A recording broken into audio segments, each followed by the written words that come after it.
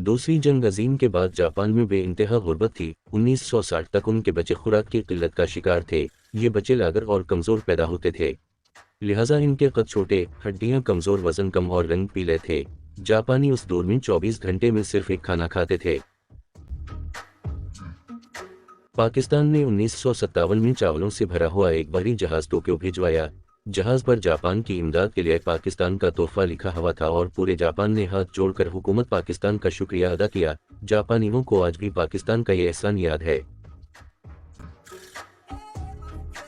Japan दुनिया के उन 4 मुल्कों में शुमार होता है जिनके साथ पाकिस्तान के ताल्लुकात शुरू दिन से हैरानकुन रहे।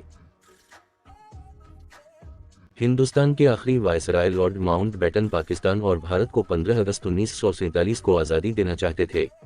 इसकी वजह जापान था। जापान ने 1945 में अगस्त 15 को अमेरिका के सामने सरेंडर किया था।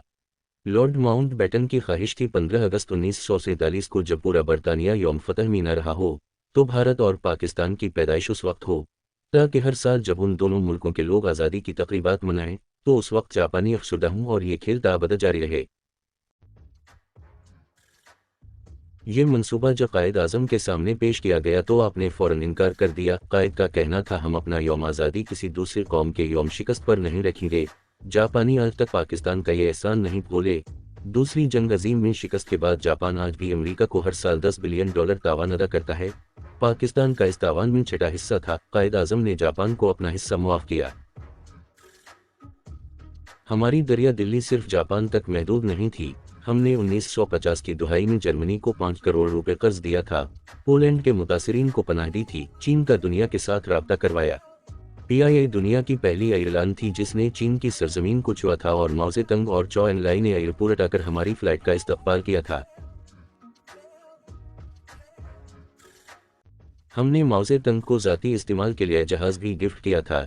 ये जहाज़ आज भी चीन के म्यूजियम में पाकिस्तान के शुक्रिया के साथ खड़ा है।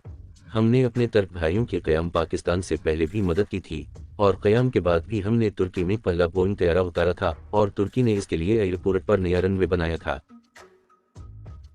हमने मोरक्को, ट्यूनिस और अलजायर की आज़ादी में भी मरकज़ी किरदार अदा किया। चीन और अमेरिका का पहला राब्ता और हेनरी किसिंजर और सदर रिचर्ड निक्सन के चीन के पहले दौरे का इंतज़ाम भी हमने किया था। चीन में लोहे का पहला कारखाना पैको की तर्ज पर लगा था और चौ एनलाई उसे देखने के लिए अपने माहिरीन के साथ 1960 की दुहाई में लाहौर आए थे। ईरान की तरक्की और यूरोप और अमेरिका के साथ ताल्लुकात में भी पाकिस्तान ने अहम किरदार अदा किया था। फ़लस्तीन के लिए पहली आलमी आवाज़ भी हमने उठाई थी। शाम, उर्दन और मिस्र की सिफारतकारी आज़ादी और बहाली में भी पाकिस्तान का अहम किरदार था।